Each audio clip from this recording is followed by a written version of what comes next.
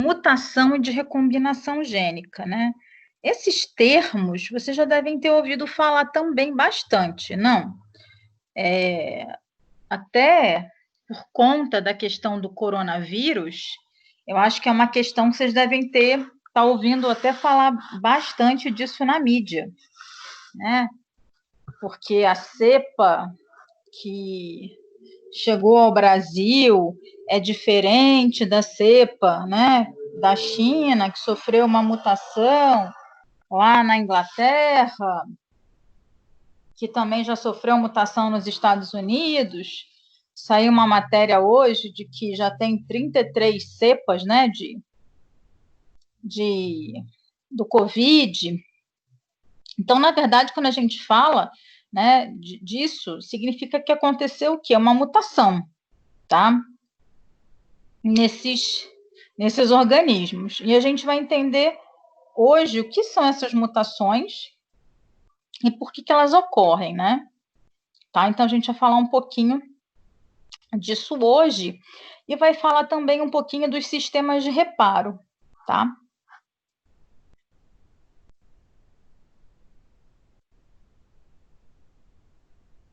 Então, quando a gente pensa nas gerações, né, a gente pensa logicamente que a gente vai precisar o quê?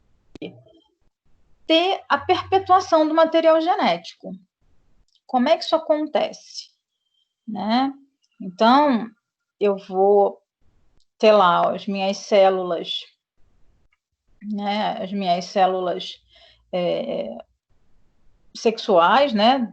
As células reprodutoras que vão dar origem, né, aos meus óvulos na mulher e os espermatozoides no homem, que vão lá no processo da meiose,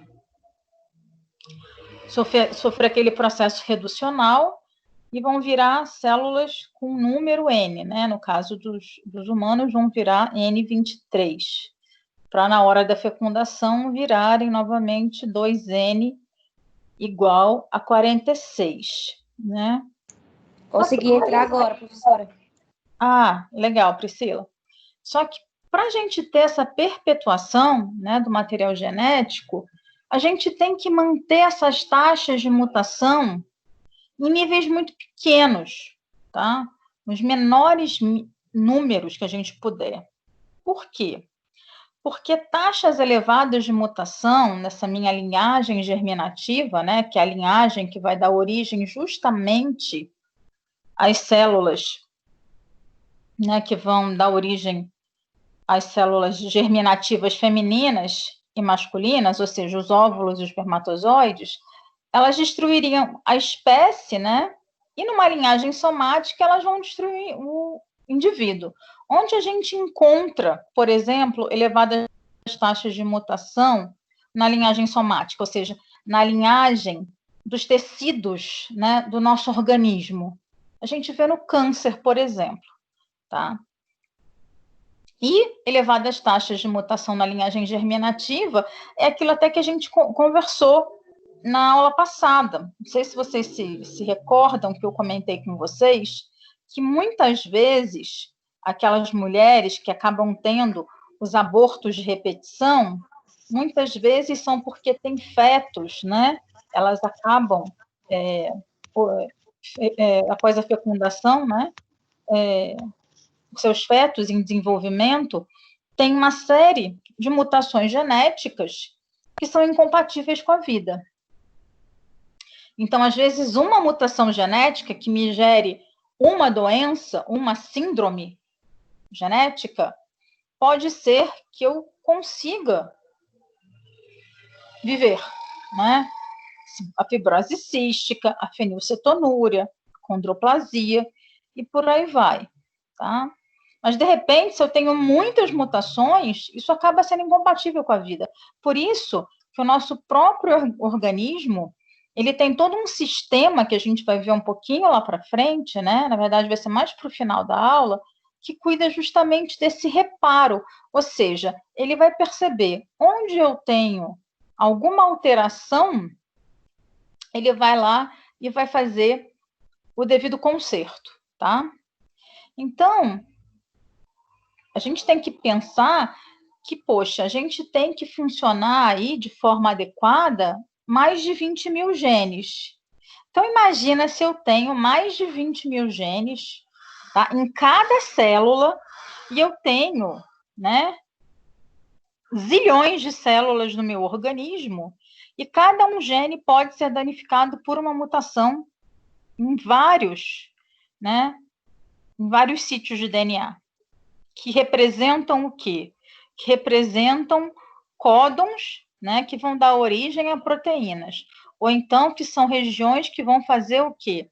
Controlar a expressão ou processamento do RNA, tá? Então, isso é, de fato, tem que ser um processo de muito controle. Então, esses mecanismos, eles são fundamentais para a gente. Tá? Então, aqui, só para vocês terem ideia, eu botei aqui só um exemplo para vocês. Então, aqui eu tenho, tá?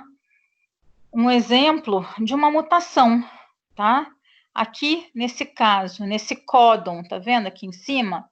Tá? Eu tenho o DNA, então tem aqui o CTG. Esse códon, né?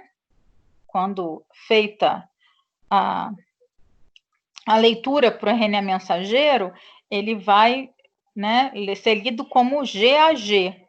Isso aqui, esse códon aqui, tá? Ele representa um glutamato, que vai o quê, tá? Que quando eu tiver toda a minha cadeia polipeptídica completa, tá? Eu vou ter uma hemácia no formato normal. Agora, se esse T, tá? Do CTC, ele é mutado, ou seja, ele é alterado para um CAC, tá? Ou seja, esse T muda para um a timina muda para uma adenina, tá? Eu vou ter um frame de leitura, como a gente fala, diferente. Ao invés de ler o GAG, eu vou ter o GUG. E o GUG, por exemplo, é o códon de leitura de uma valina, não de um glutamato. E isso é que vai dar tá? Essa formação, tá? Essa estrutura tridimensional da proteína na forma de foice, da hemácia, tá? Daí o nome de anemia falciforme. Então, vocês podem perceber, tá? Que a troca de uma base de DNA altera um aminoácido que, por sua vez, altera toda a estrutura tridimensional de uma proteína, tá? Então, por isso que as mutações são tão danosas para o organismo.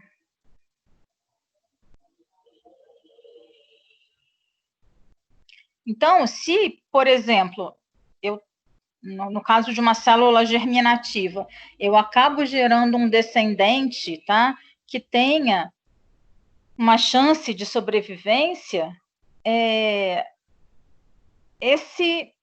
essa sequência ela vai ser transmitida de maneira exata e inalterada para a minha linhagem germinativa, tá? Do mesmo modo, as células especializadas do organismo adulto também não vão conseguir realizar sua missão se as taxas, tá, de mutação somática forem altas, tá? O exemplo é o câncer, né? Por que o câncer surge?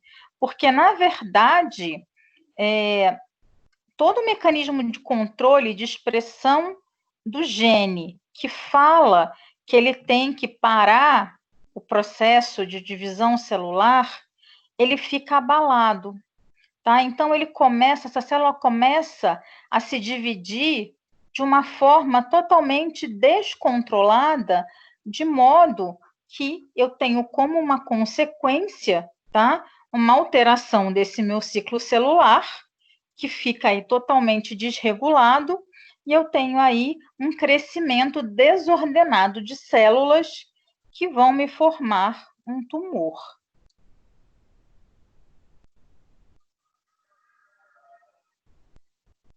Então, se a gente analisar de um outro modo, se o material genético fosse sempre perpetuado com uma fidelidade perfeita, a variabilidade genética, a variação genética, né, que é necessária para permitir o processo evolutivo, né, seria perdido também.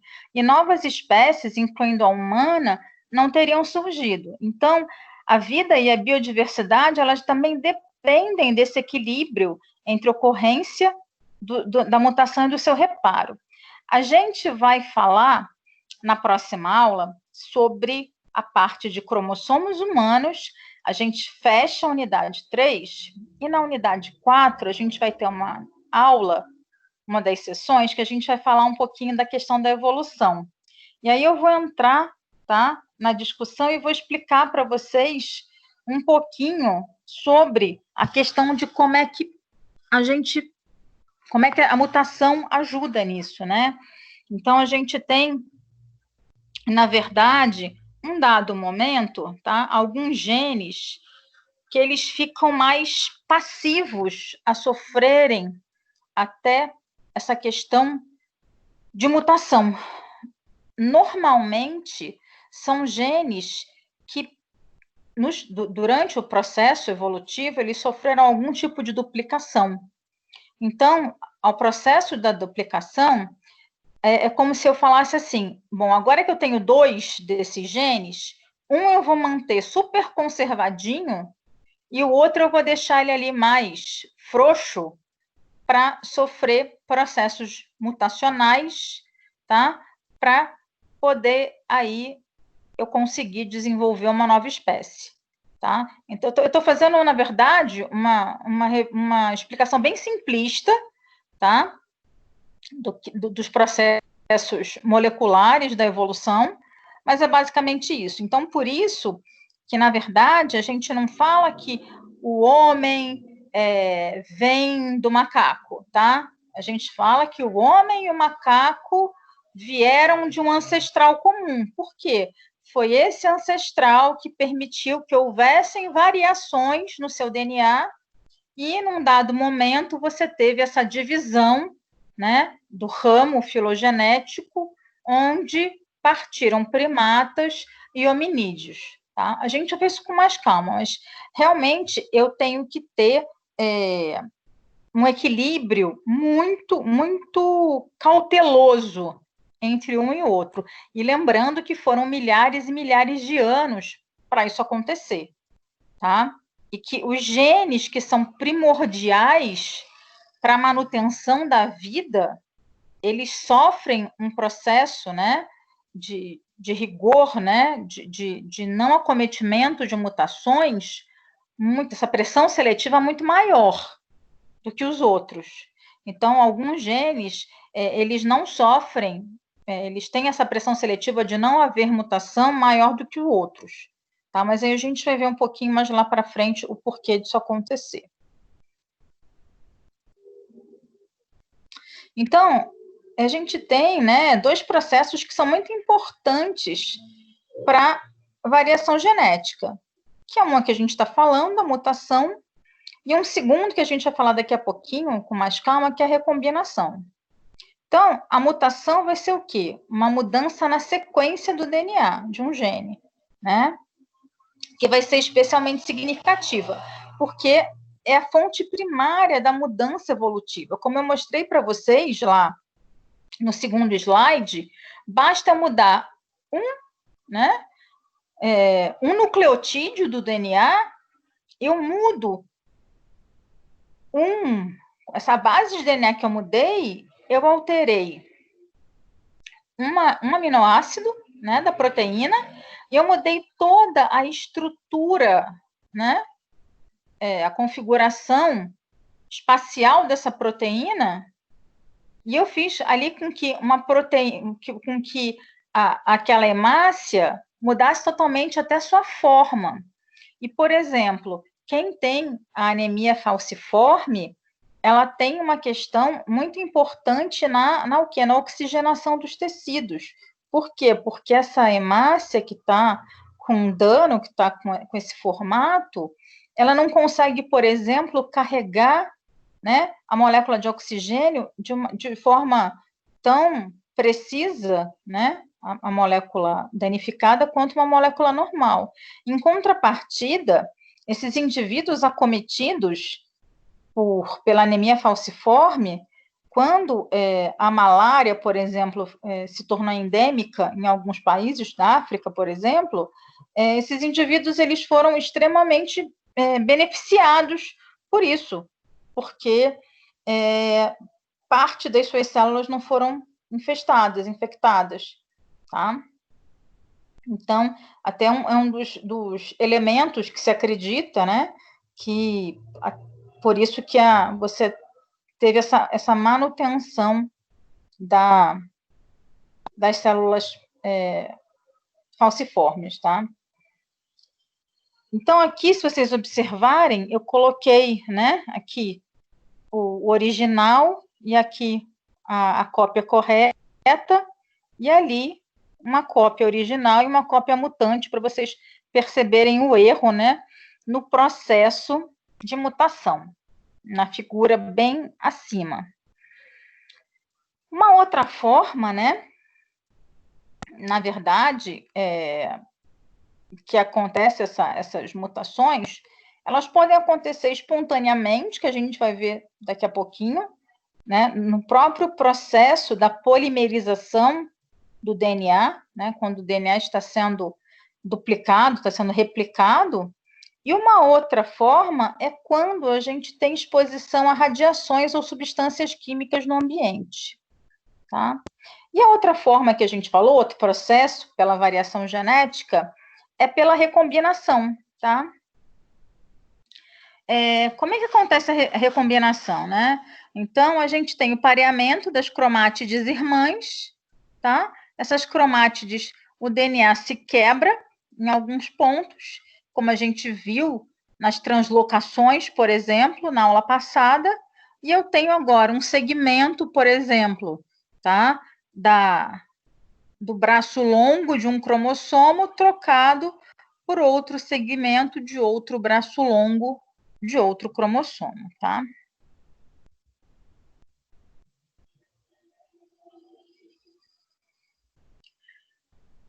Quando a gente está falando de célula, né, dentro de um ambiente celular, as moléculas de DNA não são totalmente estáveis. Por quê? Porque cada par de base, né, de uma dupla hélice de DNA tem certa probabilidade de sofrer mutação. E quando a gente fala de mutação, eu estou falando de uma amplitude de diferentes de mudanças muito grandes, que vão variar desde uma simples troca de par de base até o quê? O desaparecimento de um cromossomo inteiro, como a gente viu, por exemplo, no caso da síndrome de Turner, onde, né, a gente tem a eliminação de um cromossomo X por total.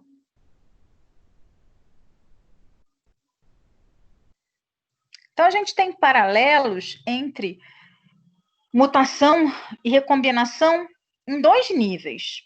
Por que 2 níveis, né? Porque em um dos níveis, a mutação e a recombinação são as principais fontes de variação do DNA dos indivíduos, tá?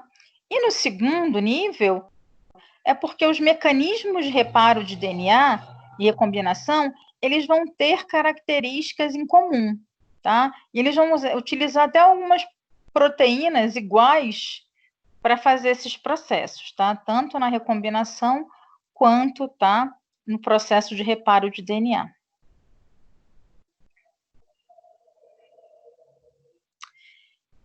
E tem alguns agentes mutagênicos, né, que vão atuar diretamente no DNA.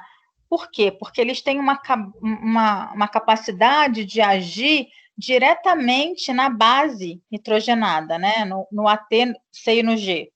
Ou então de se incorporar na cadeia polinucleotídica, né? Eu até já falei para vocês de um agente intercalante que ele é altamente mutagênico. Não sei se vocês vão se lembrar, quando a gente falou na eletroforese, que a gente usa o brometo de etídio para fazer a coloração, né, do gel, para conseguir fazer a visualização na luz ultravioleta, tá? Então, eu tenho aí, no caso, não um, mas dois agentes, né, que são extremamente mutagênicos. Um é o brometo de etídio, que é super mutagênico, e o segundo é a radiação ultravioleta, que é extremamente também mutagênica. Então, por isso que a gente, né, fala para as pessoas evitarem, né, o sol do período entre 10 da manhã e 2 da tarde, né? Porque aí, em virtude da questão dos buracos da camada de ozônio, normalmente nesses horários é que a gente tem a maior incidência, tá? De raios ultravioleta sendo emitidos, né, da nossa atmosfera. Então, essa radiação ultravioleta, ela pode, de fato, desencadear uma série de danos no DNA das nossas células, tá? E promover as mutações. E aí, quando a gente fala o termo mutação de ponto ou mutação pontual, ela vai se referir ao quê?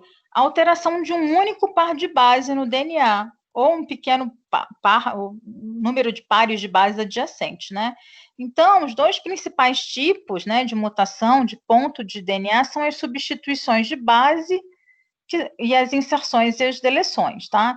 Então, as substituições de base, elas são divididas entre dois tipos, as transições e as transversões. O que eu mostrei para vocês lá na frente, naquela primeira imagem da hemácia, tá? Ali, na verdade, é uma mutação de ponto, tá? Ali eu tive uma substituição de base. Não tive nenhuma inserção, nenhuma deleção. E sim, tive uma substituição de base, tá? Agora a gente vai entender o que é uma transição e uma transversão. Uma transição, ela é a substituição de uma base por outra base com a mesma categoria química, ou seja, uma purina vai ser substituída por outra purina, tá? Quais são as purinas, tá? As purinas são a adenina e a guanina. Então, a transição, ela acontece quando a adenina é substituída pela guanina, ou quando a guanina é substituída pela adenina, ou então, tá? Quando uma pirimidina é substituída por outra pirimidina, ou seja, a citosina por uma timina e uma timina por uma citosina, tá? Então, a gente tem dois tipos de bases: as bases purínicas e as bases pirimidínicas. As purínicas A e G, as pirimidínicas T e C. A pareia com T, G pareia com C. Ah, professora, uma base purínica sempre vai parear com uma base pirimidínica? Isso mesmo, tá? E a transversão é quando eu substituo uma base com uma categoria por uma base de outra categoria, tá? Tanto uma pirimidina substituída por uma purina, então uma citosina por uma adenina, uma citosina por uma guanina, uma timina por uma adenina, ou timina por uma guanina, ou quando uma purina é substituída, tá? Por uma pirimidina, tá? Eu gosto desse quadro aqui, que eu coloquei para vocês, que fica mais fácil de entender, tá? Então, quem são as purinas? A e G. Quem são as pirimidinas? Tá? C e T. Tá? Essas são as purinas, essas são as pirimidinas. Quando eu tenho transição, tá? Quando A muda para G, né? Quando a mutação é de A para G ou de G para A, e quando, tá, a mutação é de C para T ou de T para C. Repare que transição está em verde, a setinha também está em verde, tá? As transversões, elas vão estar aqui sempre nas setinhas vermelhas. Então, é quando acontece A para T, A para C, tá? Ou C para G, tá? Ou A para T, ou A para C, tá? Então, as que estão em vermelhinho são as transições, as transversões, e as que estão em verdinho são as transições, tá? Então, transições, eu tenho alteração sempre de purina para purina, tá? Ou pirimidina para pirimidina, e as transversões vai ser de pirimidinas, tá? Para purinas ou de purinas para pirimidinas.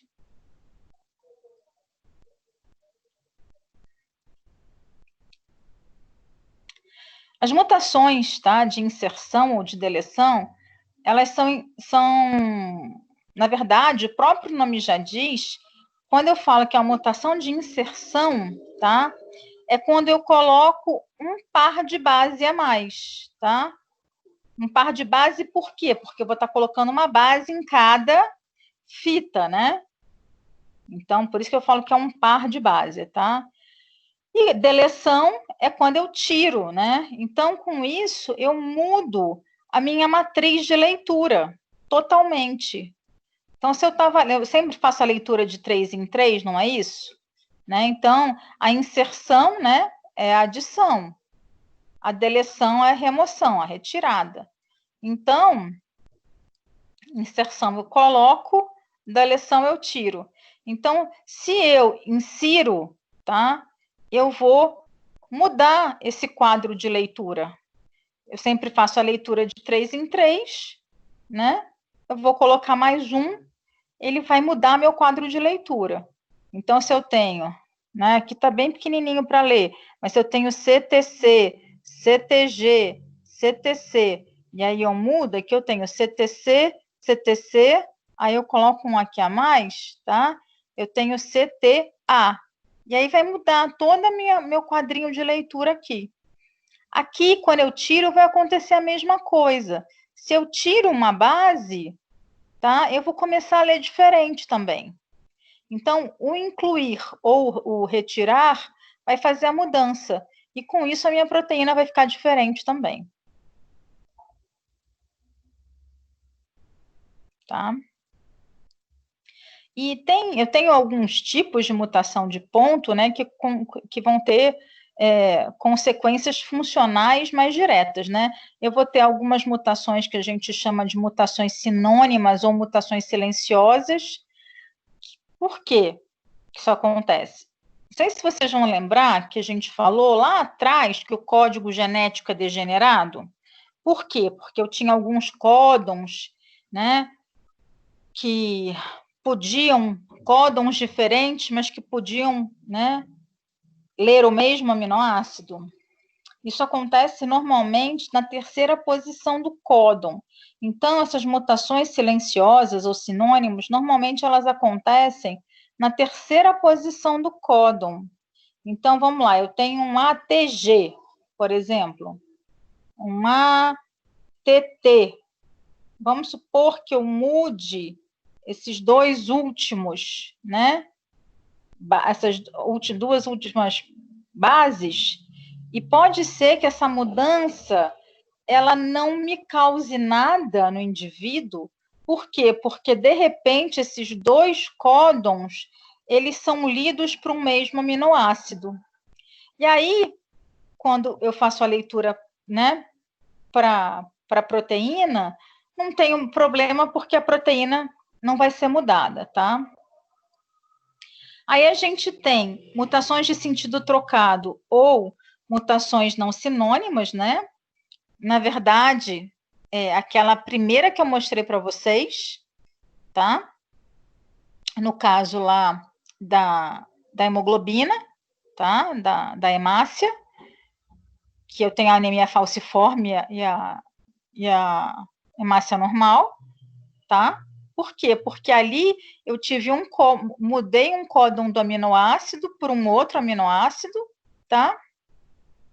E as mutações sem sentido, que são aquelas que eu tenho a mutação no códon, só que, na verdade, eu mudo para um códon de terminação. Lembra que eu expliquei para vocês que eu sempre tenho só um códon de início e um códon de fim? Esses não se mudam, né? Eu posso ter essa degeneração do código para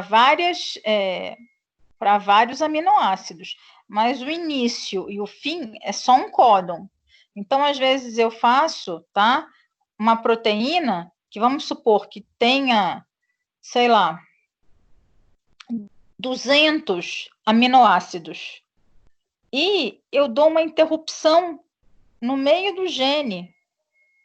Quando eu troco uma base, ou eu insiro uma base, ou eu retiro uma base, e faço com que entre ali, né, seja lido no frame de leitura, esse códon de terminação. Então, de repente, essa minha proteína, que é uma proteína normal, deveria ter 200 aminoácidos, ela, de repente, passa a ter 150, 100, 50 aminoácidos.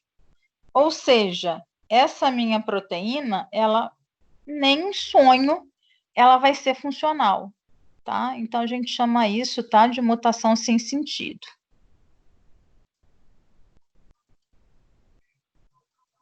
Então, aqui, só para explicar para vocês, que eu acho que fica mais fácil visualizar, tá? Então, aqui é uma mutação silenciosa, tá? Então, aqui, ó, ATG, que é uma metionina, GAA, que é uma glutamina, GCA, que é uma alanina, e CGT, que é uma glicina. Aqui eu tive um A que mudou para um G, tá? Aqui eu tenho agora, continuo tendo um ATG, uma metionina. Aqui que eu tinha um GAA, agora eu tenho um GAG. Eu tenho, mas eu continuo tendo o quê? Uma glutamina. Então, aqui a gente continua chamando de mutação silenciosa. Porque, apesar de eu ter essa mudança na sequência do DNA, eu não tive alteração na proteína, tá? Aqui já a gente tem a mutação de sentido trocado. Aqui, por exemplo, eu tenho TAC, tá? GAC, tá? GTG, CAC. Então, aqui eu tenho uma metionina. Vocês perceberam que sempre qualquer proteína começa com uma metionina, tá? Então, o códon de início vai ser sempre o quê? Um ATG. Então, aqui eu tenho uma metionina, aqui eu tenho uma valina, uma histidina e uma leucina, tá? Aqui, quando eu faço uma mutação de um A, tá?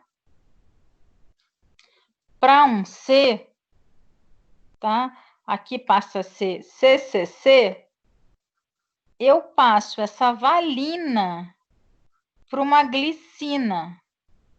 Então, eu vou ter uma mudança estrutural na minha proteína, que foi o caso lá que a gente viu das hemoglobinas lá, tá?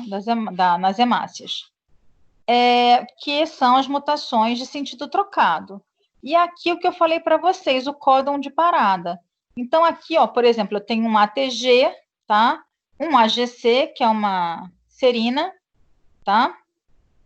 Um GCA, que é uma alanina, um GTG, que é uma glicina. Aqui eu tenho um ATG, que é uma metionina, só que aqui eu troco tem uma mutação de um G para um T. Só que um ATC é um códon de parada.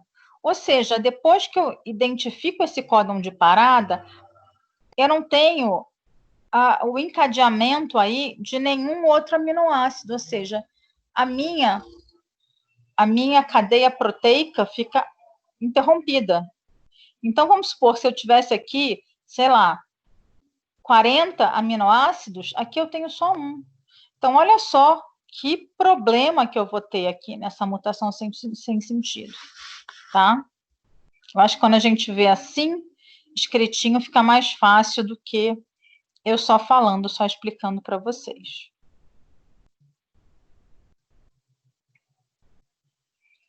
Tá? Então, normalmente, tá? Essas mutações, tá?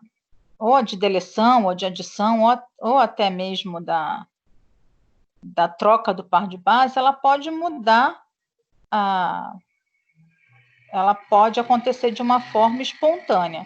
sendo que, na verdade, a deleção ou a adição de um único par de base pode mudar essa matriz, né, de leitura. Por quê? Só passar aqui para vocês imaginarem. Imagina se eu boto mais um A aqui. Se eu boto mais um A aqui, então aqui tem aqui, por exemplo, ATG, GAA, que é uma glutamina, e aqui no lugar de GCA, eu ponho mais um A, vira AGC, que vai ser um outro aminoácido ao invés de alanina. Tá? A mesma coisa, se eu tiro esse A aqui, tá, do GCA, da alanina, eu vou ter o quê? Esse C vindo para cá. Então, eu não vou ter nem mais a alanina, nem mais a glicina. Eu vou mudar todo o quadro de leitura daqui, tá? Então, por isso que é muito... quando a gente tem esses processos de adição ou deleção, né, do par de base, a gente muda toda essa matriz de leitura, né, do processo de tradução. E aí a gente tem a perda total, né, dessa estrutura da proteína. Tá? E como resultado dessas funções celulares normais ou interações aleatórias com o ambiente, esses seres vivos sofrem mutações e essas mutações são denominadas, né, mutações espontâneas, né? Essas mutações gênicas, elas podem surgir de forma espontânea, né? E também serem induzidas, né? Então, isso pode acontecer das duas formas. As mutações espontâneas, elas podem apresentar várias fontes, né? Mas uma delas é o processo de replicação. É um processo que ele é muito acurado, processo de replicação. Mas podem acontecer erros na cópia de bilhões de pares de base de um genoma, né? Então, essas mutações também podem acontecer porque o DNA é uma molécula frágil e o próprio ambiente celular pode danificá-la, pode promover quebras, né? Pode ter oxidação aí, então pode ter uma série de processos químicos que podem levar a danos. Tá? O processo de replicação, ele nunca vai ser perfeito, tá? Erros acontecem. Por quê? Porque, na verdade, eu posso colocar um par errado. Eu posso, de repente, colocar, ao invés de colocar uma adenina com uma timina, eu posso colocar uma adenina com uma citosina, tá? E aí eu acabei induzindo um erro no DNA, tá? Uma fita vai continuar certa, mas a outra não, tá? Só que para isso não acontecer ou acontecer de uma forma mínima, a gente tem, na verdade, todos os mecanismos de reparo na célula, que a gente vai ver mais para o finalzinho da aula, tá? Mas isso pode acontecer e acontece dentro da célula. Já as mutações induzidas, elas aparecem por uma série de agentes, né? Que podem ser agentes chamados de mutágenos, né? Ou agentes mutagênicos, tá? Eu prefiro agentes mutagênicos, tá? Mas tem alguns autores que chamam de mutágenos também. Esses agentes mutagênicos, eles induzem mutações por pelo menos 3 diferentes mecanismos. Eles podem fazer a substituição de uma base de DNA, podem alterar uma base quando acontece um pareamento errado com outra base, né?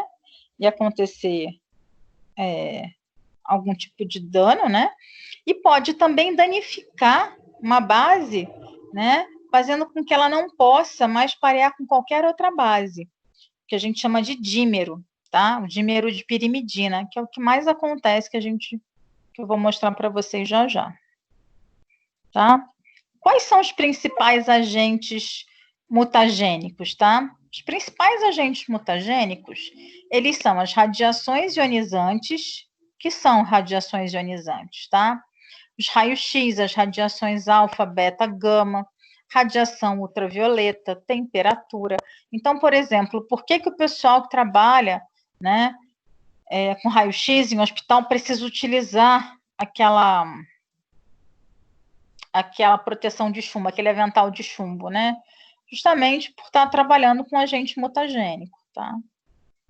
Agentes químicos como a colchicina, gás mostarda, a talidomida, que eu falei para vocês na aula passada, o alcatrão, o benzeno. O benzeno, ele é uma molécula extremamente carcinogênica presente no petróleo, tá? E biológicos, como os vírus, como o oncovírus, tá? Como bactérias e alguns protozoários, tá? Como o toxoplasma, que causa a toxoplasmose. Então, todas as células, elas vão acabar expostas a uma variedade muito grande de mutagênicos, né? Que podem potencialmente danificar o DNA e provocar mutações, né? Então, toxinas de fungos, luz ultravioleta, poluentes industriais, produtos químicos, né? Todos esses podem provocar mutações. Por exemplo, a gente tem que ter muito cuidado, né? Ao se expor ao sol. Basicamente, o que vai ficar, que propensão você vai ter mais? A câncer de pele, tá?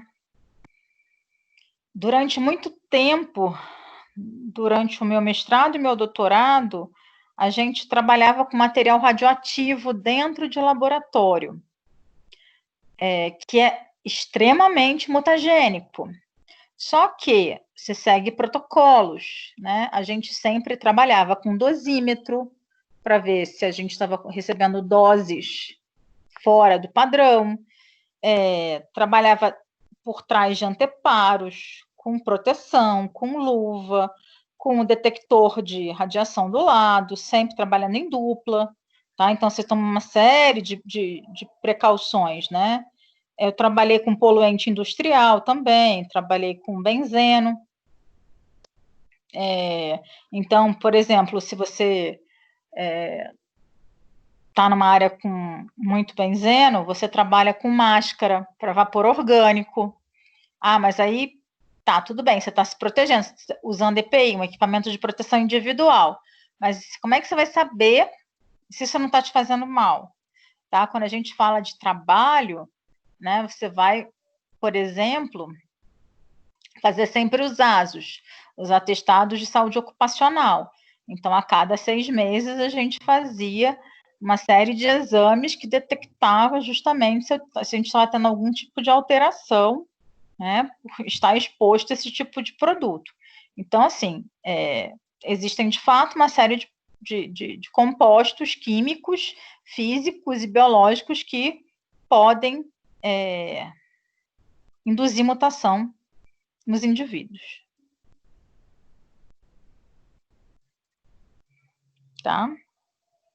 Mas, como eu falei para vocês, os organismos, tá? De bactérias a seres humanos, tá? Plantas, eles fazem o reparo, e um reparo eficiente do seu DNA. Tá? Então, eles utilizam vários mecanismos de reparo, e esses mecanismos juntos, eles vão utilizar até cerca de 100 proteínas conhecidas. Então, pelo menos lá daqueles genes lá, alguns do que a gente tem são para trabalhar com reparo, tá? Então, muitos danos sofridos pelo DNA a gente consegue reparar, alguns não, né? Por quê? Porque a informação genética é preservada em ambas as fitas da dupla hélice, né? De forma que a informação é perdida em uma fita, mas pode ser recuperada a partir da fita complementar, né? O DNA é uma molécula, né, que os organismos, né, conseguem reparar em vez de substituir, né? A única molécula na qual a gente consegue fazer isso. E a falha desses sistemas de reparo, na verdade, ela vai ser a causa de muitas doenças humanas hereditárias, né? No caso, né, a gente está falando tanto esses últimos tempos do coronavírus, né? O coronavírus, ele por que a gente tem percebido que esse vírus ter tanta mutação, né? Até agora já foram descritas 33 mutações para esse vírus. E é um vírus que, até onde a gente sabe, é um vírus que tem 4 meses, tá? O coronavírus é um vírus que tem como material genético um RNA, e a gente não tem, o mecanismo de reparo para o RNA, ele é mais complexo, porque o RNA é dupla fita, é simples fita, perdão. Então, você não tem essa questão da dupla hélice, né, de você ter essa informação, né, que fica complementar. Tá? Então, ele fica muito mais passível a sofrer alterações aí.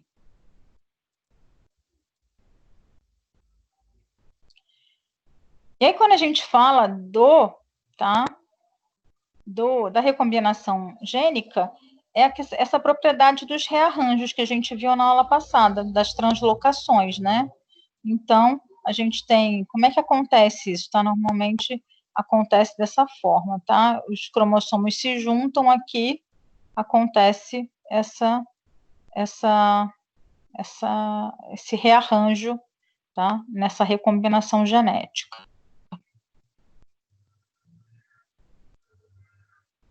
E a gente consegue a gente hoje conhece, né, dentro da recombinação gênica, duas classes, né? Uma recombinação que é conhecida como homóloga, né? Que, na verdade, você tem troca genética que envolvem sequências de DNAs homólogos, né? Ou seja, são duas cópias de um mesmo cromossomo, ou seja, que eu estou trocando dentro de um mesmo cromossomo partes iguais, tá? Então, um exemplo desse tipo de troca dos homólogos é conhecido como crossing over, né? Que é o que acontece na meiose, né? Então, esse crossing over vai acontecer entre cromossomos, né? Altamente relacionados nos estágios iniciais do desenvolvimento de óvulos e espermatozoides, e justamente permite, né, que diferentes alelos do mesmo gene sejam, né, testados em novas combinações, né? E aí, o bom disso é que a gente vai ter o quê? A gente vai ter justamente essa variabilidade, né? Então, a recombinação homóloga também atua como um importante mecanismo para a reparação de quebra de fita dupla que acontece nos cromossomos em qualquer etapa do ciclo celular. Caso essas quebras não sejam reparadas, né, ou sejam de forma incorreta, pode promover o quê? Eventos mutagênicos como perdas, deleções, duplicações, translocações cromossômicas e levando a processos carcinogênicos, né? Por isso que ela tem que atuar como um mecanismo de reparo. E a outra classe de recombinação é conhecida como recombinação sítio-específica, né? Que não é necessária a uma homologia extensa de DNA, porque as trocas ocorridas são curtas, né? São sequências pequenas, específicas de nucleotídeos que são reconhecidas por uma enzima de recombinação sítio-específica, e essa enzima altera a posição relativa das sequências dos nucleotídeos dos genomas, tá? Essas sequências específicas de nucleotídeos são reconhecidas por uma enzima, tá? Uma enzima de restrição, sítio específica chamada recombinase, tá? Então, é um processo bem mais complexo, esse processo de recombinação gênica. Então, quando a gente vai falar de reparo, né, muitos danos sofridos pelo DNA, eles podem ser reparados, porque a informação genética ela vai ser preservada, né, nas fitas da dupla hélice, de forma que a informação perdida em uma fita pode ser recuperada a partir da fita complementar, né? E o DNA vai ser a única molécula, né, que os organismos conseguem reparar ao invés de substituir, né?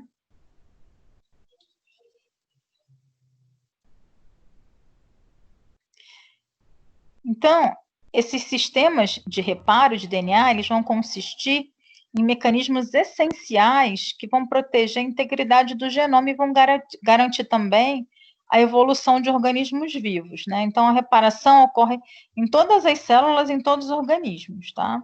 E o funcionamento inadequado pode, né, permitir a ocorrência do acúmulo de mutações nocivas aos processos celulares.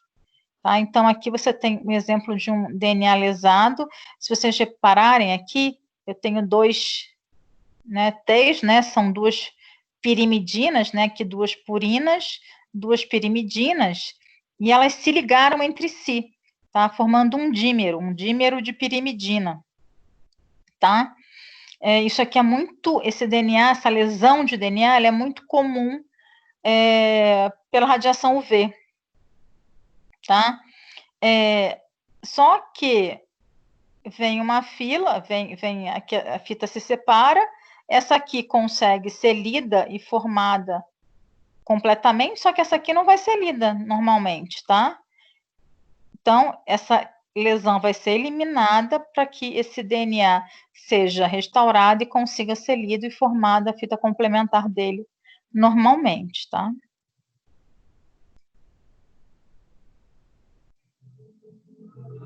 Então, a radiação ultravioleta vem aqui, tá? E junta essas pirimidinas. Sistema de reparo de DNA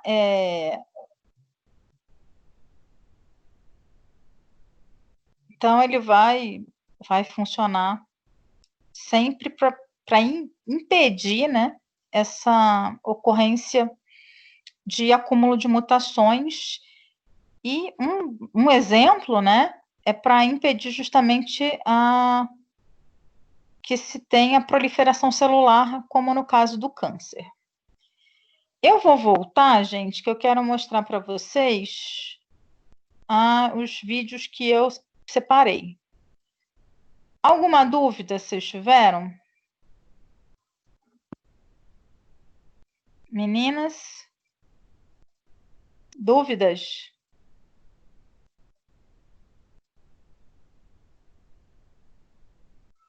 Não, professora. Deixa eu passar os vídeos para vocês. Oi? Fala, é Natália que está com dúvida?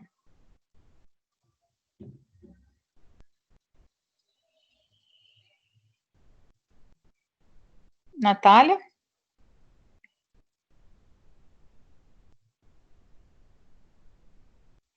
Eu tenho que voltar porque eu não lembro onde que estão as Não, professora, não tenho, não.